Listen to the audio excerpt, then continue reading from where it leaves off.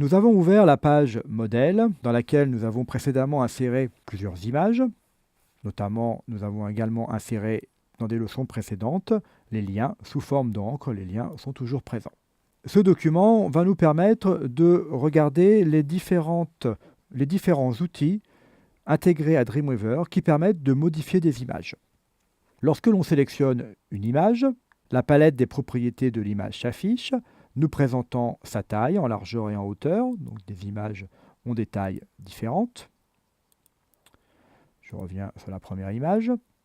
Nous présentant également une zone située sur la droite avec des icônes permettant de modifier les différentes images.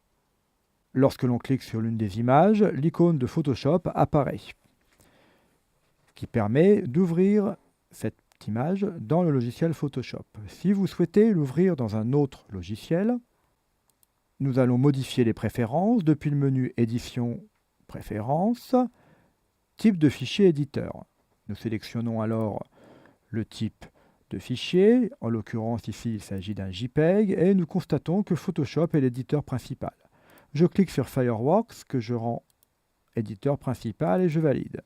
L'icône est à présent celle de Fireworks. Je reviens sur les préférences pour modifier de nouveau et rendre Photoshop en tant que logiciel principal. Un certain nombre d'outils sont situés ici, vous permettent de modifier l'image pour sa taille, son rééchantillonnage, la luminosité contraste et accentuer légèrement sa netteté. Nous allons utiliser le premier outil avec cette guitare par exemple. Sélection de l'outil. Dreamweaver nous informe que cette action sera permanente et modifiera le fichier pour lequel il est en lien. Donc le fichier placé dans le dossier image. Une petite zone de recadrage apparaît. Vous pouvez modifier cette zone en cliquant sur les différentes poignées. Double-clic à l'intérieur de la zone pour valider votre choix. L'image est bien recadrée. Lorsque l'on clique sur une image, Dreamweaver nous présente sa taille. Les poignées situées en bas et à droite de l'image permettent de modifier la taille d'une image directement dans le logiciel. Voilà. Il est totalement déconseillé d'intégrer des images à une taille différente de celle qu'elles doivent avoir au final dans la page. Donc cette action, l'action que je viens de réaliser, normalement n'est pas du tout conseillée puisque on a apporté une image de taille 87 pixels de large et on demande à Dreamweaver de l'afficher avec 78 pixels, ce qui lui demande un calcul, ce qui demandera un calcul au navigateur qui devra afficher cette image. Donc vous devez toujours importer dans Dreamweaver une image à sa taille finale.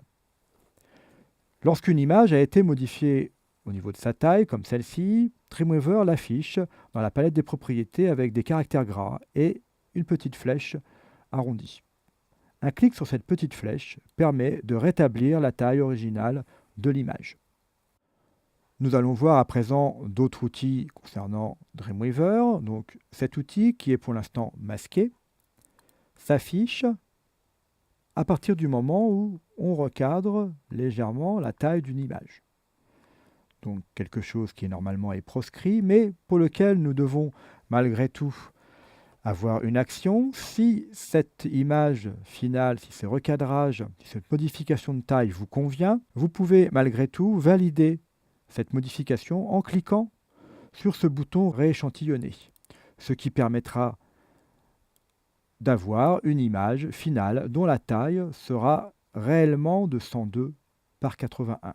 Je valide cette boîte de dialogue qui me dit que cette action sera permanente et modifiera le fichier original. OK. À présent, les chiffres sont bien écrits en caractères fins et il n'y a plus la petite flèche arrondie sur le côté. Donc l'image du document lié à Dreamweaver a bien maintenant cette taille.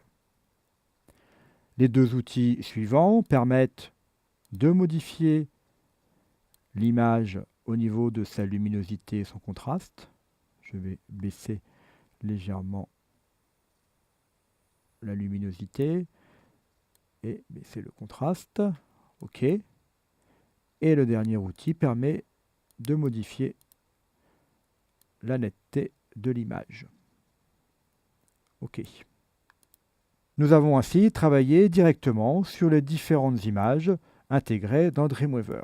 L'image qui est située juste à droite présente une icône particulière qui signifie qu'elle est liée en tant qu'image intelligente au fichier Photoshop PSD qui l'a créé. Lorsque nous avons intégré cette image, dans une leçon précédente, nous avons pris l'image du document qui se nomme Freeze Base Creaser en PSD. C'est cette image qui a été intégrée à Dreamweaver.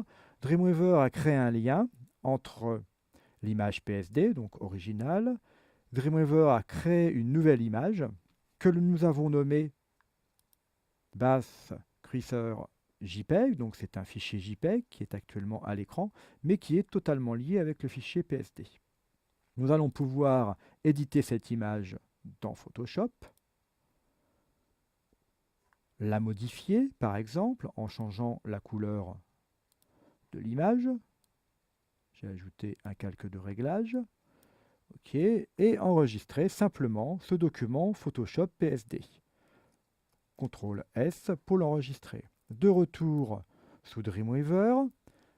Apparemment, rien n'a changé, mais les petites flèches situées en haut à gauche de l'image ont changé d'aspect. La petite flèche située en bas est maintenant rouge. Pour pouvoir modifier l'apparence de cette image, nous devons cliquer sur cette icône pour mettre à jour depuis l'original. La guitare est à présent verte et les deux flèches sont redevenues vertes pour nous signifier qu'il n'y a pas eu de modification, que les deux images sont bien synchronisées. Notez également que l'on peut éditer une image qui n'est pas une image PSD. On clique sur l'image. Cette image s'ouvre alors dans Photoshop. Vous pouvez lui apporter toutes les modifications souhaitées. Après enregistrement, l'image apparaît modifiée ici. L'avantage d'utiliser des images au format PSD est que vous modifiez en fait le fichier original Photoshop, vous créez ensuite un document JPEG, mais le fichier original conserve toujours sa qualité.